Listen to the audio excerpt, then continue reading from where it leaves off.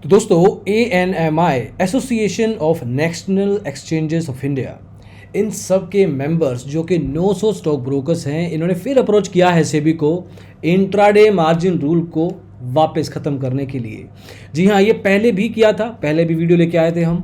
दोबारा फिर से इल्तजा की है, रिक्वेस्ट ही तो कर सकते हैं, चलती कहाँ है। तो एक तरीके से वापस से एनएमआई की बॉडी ने 900 स्टॉक ब्रोकर्स ने फिर से लिखित में रिटर्न में दिया है कि वाई डोंट यू कंसिडर 75% का जो रूल आपका ऑलरेडी इंप्लीमेंट हो गया है उसको 50% पे वापस लेके जाके रोक दीजिए, उतना बहुत है। क्या है ये सारा डिस्कशन इस वीडियो में देखेंगे, तो आइए शुरू करते हैं।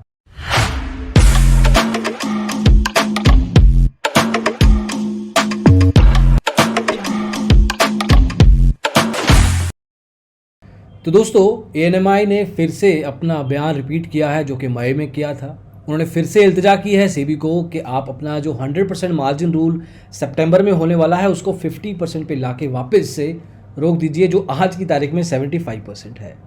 अब ये रिक्वेस्ट की है 900 स्टॉक ब्रोकर्स ने मिलके। उन्होंने ये कहा है ना ही सिर्फ एक ट्रेडर, एक इन्वेस्टर, एक ब्रोकर के हित में है, ये पूरी की पूरी कैपिटल मार्केट की ग्रोथ के हित में भी है। अब पीक मार्जिन का कॉन्सेप्ट तो 2020 दिसंबर में इन्होंने लाना शुरू कर दिया था। 25% से फिर 50% से 75% हो चुका है। अलग अलग ब्रोकर्स अलग अलग लेवल पे केस भी दर्ज कर रहे हैं, उनको अलग अलग तारीखें भी मिल रही हैं। जैसे कि विजडम कैपिटल को कल तारीख मिली है, अगली तारीख है 9 अगस्त की, और 9 अगस्त के 20 दिन बाद सारा का सारा मार्जिन रूल इंप्लीमेंट हो जाएगा। तो एक तरीके से कुछ खास एक्शन ना ही कोर्ट की तरफ से और ना ही किसी और स्पेसिफिक बॉडी की तरफ से दिया जा रहा है, एक रिक्वेस्ट लेवल पे किए जा रहे हैं जो कि सर्टेन लेवल पे काम नहीं कर रहे हैं। अब एएनएमआई जो कि स्टॉक ब्रोकर्स जिनको पता है मार्केट का और उनकी एसोसिएशन के जो प्रेसिडेंट हैं, इन सब ने मिलकर जो एक तरीके से अपना पॉइंट रखा है कि जो इंट्राडे में रिस्क का कॉन्सेप्ट होता है वो 25 से 33% होता है। उसके बावजूद आप 50% मार्जिन ले लीजिए, वहाँ पे जाके आपका ओवरऑल रिस्क कवर हो जाएगा। जो इंटेंशन है, जो ऑब्जेक्टिव है कि मार्केट को कम रिस्क लेवल का बनाना है, वो पूरा होता है 50% से।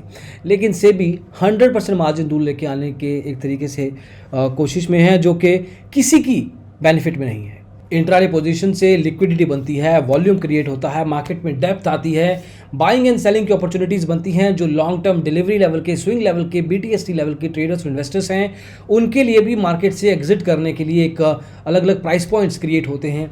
लेकिन ये रूल आने की वजह से मार्केट डेप्थ का एक तरह से मर्डर हो जाएगा। और तो और एएनएमआई ने ये भी कहा है कि जो एक्सचेंजेस हैं उनको 100% का 100% मार्जिन हम देंगे, ब्रोकर देगा। हालांकि वो अपनी तरफ से पैसा उठा के दे रहा है ट्रेडर को, इन्वेस्टर को, लेकिन एक्सचेंज पे जो पैसा पहुंच रहा है वो 100% ही पहुंचेगा ट्रेड के वैल्यू का।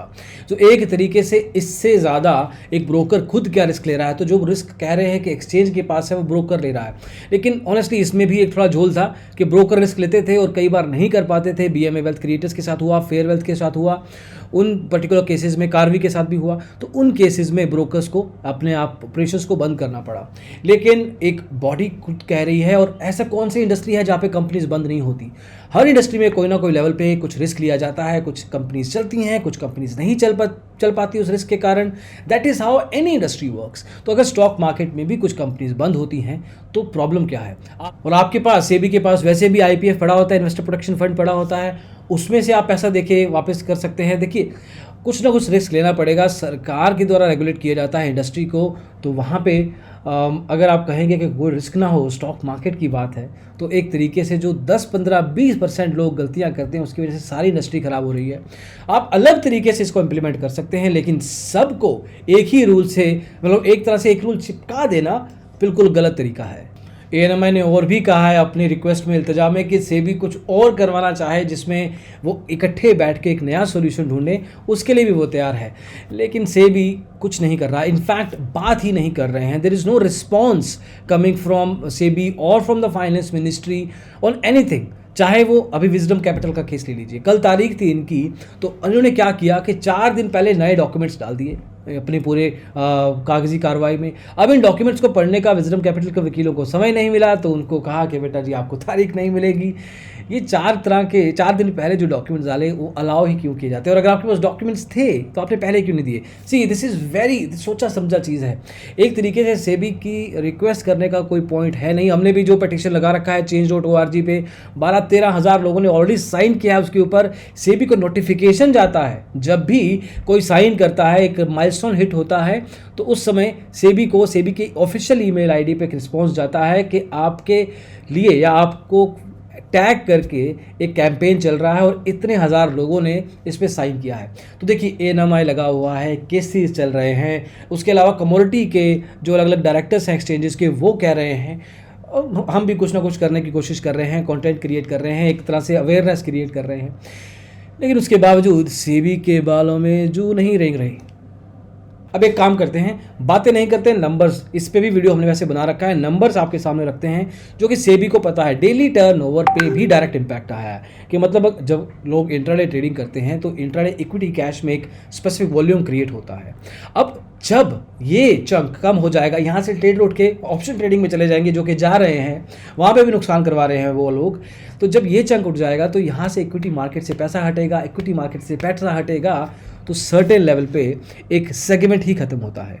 अब इक्विटी कैश का एवरेज डेली टर्नओवर वैल्यू है, ये 77,500 करोड़ था जून में, और 76,700 करोड़ ये मार्च और मई की रेंज में था। तो एक तरीके से यहाँ पे भी डिक्लाइन आया है। डिक्लाइन थोड़ा कम है, लेकिन सर्टेन लेवल पे डिक्लाइन जरूर आया है। इक्विटी डेरिवेटिव में 47 ट्रिलियन रुपीस हो गया जून में, जो कि 47.9 ट्रिलियन था तो पहले मई में। तो एक तरीके से वहाँ पे वैल्यू इंक्रीज हो रहा है, यहाँ पे वैल्यू डिक्रीज हो रहा है, और ये ग्रेजुअली इंक्रीज होगा, ग्रेजुअली डिक्रीज होगा। और तो और NSE के एवरेज डेली टर्नओवर में भी 10% का गिरावट आया है, जो कि नंबर्स बयां करते हैं, numbers don't lie, and that is what we are trying to come up with. So दोस्तों, ये सब नंबर्स सिर्फ हमें नहीं, सेबी को, एक्सचेंजेस को, ब्रोकर्स को, एसोसिएशंस को, ट्रेडर्स को भी कुछ लेवल पे पता होते हैं, लेकिन उसके बावजूद कुछ भी नहीं किया जा रहा। दिस इज़ एब्सोल्युटली अनडेमोक्रेटिक, जहाँ पे एक एसोसिएशन ने, एक बॉडी ने, कुछ डायरेक्टर्स ने, कुछ लोगों ने जो सेबी को आज की तारीख में चला रहे हैं, उन्होंने डिसाइड कर लिया है और उनके हिसाब से ही चलना पड़ेगा, नहीं तो मत चलिए। एक तरीके से ये फरमाया जा रहा है। तो दोस्तों, ये जो भी है गलत है, डेफिनेट लेवल पे इसके अगेंस्ट है हम। आप change.org पे अपनी कोशिश ज़रूर रखिए, साइन करना है एक बेसिक लेवल पे, नाम, ईमेल, फ़ोन, पता नहीं, शायद नाम डालना है, कॉन्टैक्ट डिटेल्स नहीं डालने, वो कीजिए, सबमिट कीजिए, आपका साइन हो जाएगा, उसको शेयर कीजिए। अगर 1,00,000 2,00,000 लेवल तक पहुंचता है तो ही जाके कुछ ना कुछ दिखेगा। 10-15 हज़ार से कुछ पता तो लगेगा, लेकिन कुछ ऐसा इम्पैक्ट नहीं आएगा जिससे हम खुद कर सकें। तो दोस्तों, ANMI का जो लेटेस्ट स्टेप था वो आपको बताने की कोशिश की है। विजडम कैपिटल के केसेस में क्या हुआ वो वैसे पता ही है, उसका अलग शॉर्ट भी बताया है, स्टोरीज़ में भी आपको ही बताने की कोशिश की है, वो भी आप चेकआउट कर सकते हैं। जो भी लेटेस्ट अपडेट होगा हम ज़रूर लेके आएंगे। अब तक अभी के लिए इतना ही। थैंक यू सो मच इस वीडियो को देखने के लिए। अपनी प्रतिक्रिया ज़रूर बताएं कमेंट सेक्शन में। Take care guys, happy trading, make profits, bye bye.